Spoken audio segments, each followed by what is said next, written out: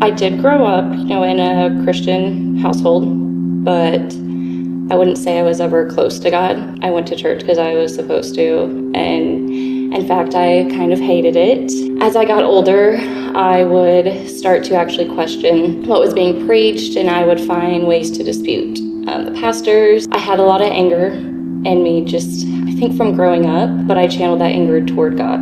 I was not going to run to him because he ruined everything, so why would I go to him for anything?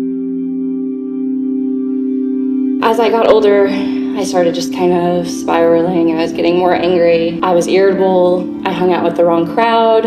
I think I was trying to find an outlet to just kind of release my anger and frustrations and just kind of forget about life, really, because, what's the point of living life if you're not enjoying it?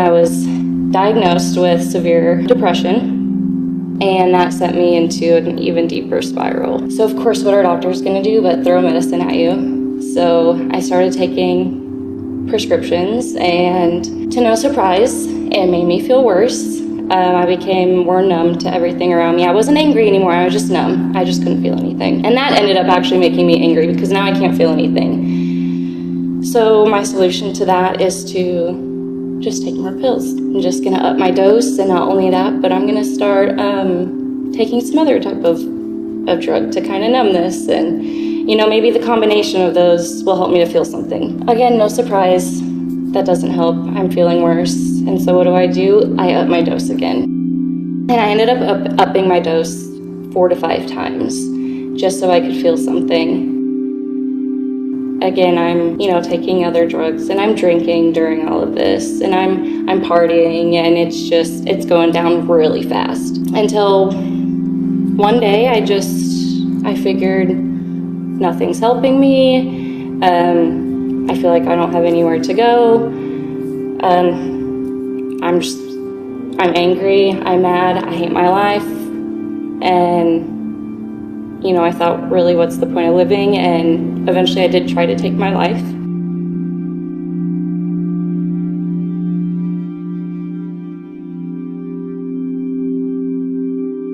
By the grace of God, I'm still here.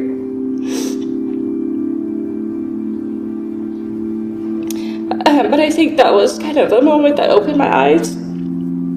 My husband, he found me, and he dragged me to go get help. He didn't give me an option. And so I did get some more proper help, but I'm still feeling lost, and I don't know where to go. This help is only temporary. I have psychiatrists who are just telling me what's wrong with me still, so we're not really getting anywhere. This goes on for about a year, and then I find out I'm pregnant. And I thought, things have to change because I have this precious life that I have to take care of now. I can't take care of myself, so how am I going to take care of a child? John and I both agreed that we have to give this child the most loving home, provide for this child, even though we're not providing for ourselves right now, we're neglecting ourselves. We decided that we're going to instill some morals into this child, but we're thinking, where do we even start? Because we clearly don't even have these morals. We got invited to go to church, and I thought, what's the worst that can happen?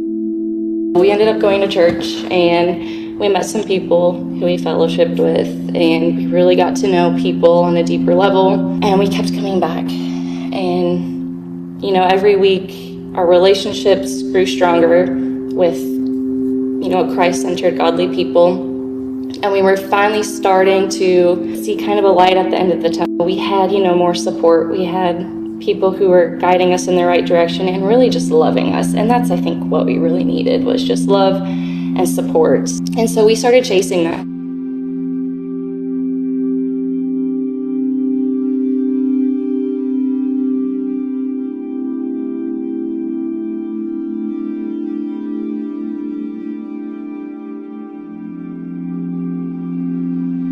And through that, we just started studying the Bible more, because going to church, we're hearing these sermons, but we want to really know what's being taught. Part of us is part of myself is questioning, is this true? Is this really what's being said? I'm going to find out myself. So I turn to the Bible, and then through that, I'm starting to, just have a more basic understanding of just what it means just to love God and just to pursue Him.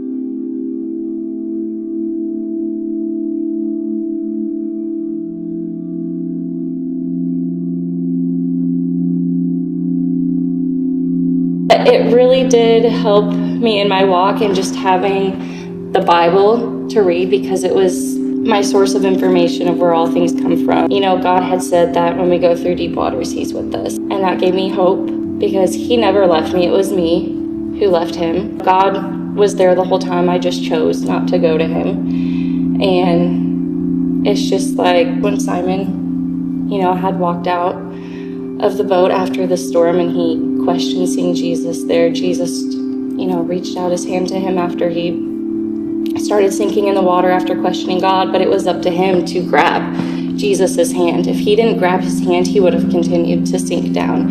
And so I learned I had to do that. I had to grab His hand and let Him pull me up. I couldn't do it all on my own anymore. It was impossible. But I finally saw hope, which I'd never had before. And it's really going to Him and leaning into His word and just crying out to Him, not even praying, just crying out to Him and just saying, okay, God, I need you. I need you to be here with me. I need you to walk me through, this pregnancy, through my marriage, through just this life. And doing that, that gave me the most peace I've ever felt in my life. And some might say, you can't explain that, but I can. And it's, it's God. It's Him. Drugs couldn't fix me, and doctors couldn't fix me, but the one true healer and redeemer could.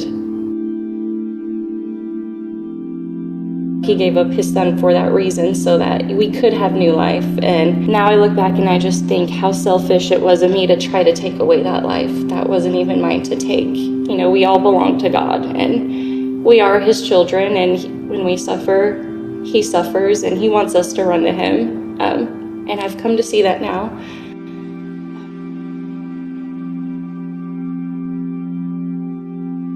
I think I have a new appreciation for life, more than I ever have.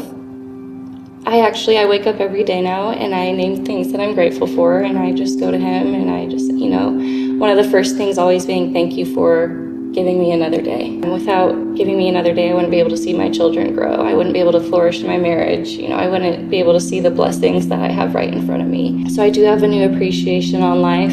I can say that I am no longer depressed. I never thought that I would see that day, but it's just brighter now. It's so much brighter. I've seen things to be grateful for, and I've just come to appreciate the life that God has gifted us with.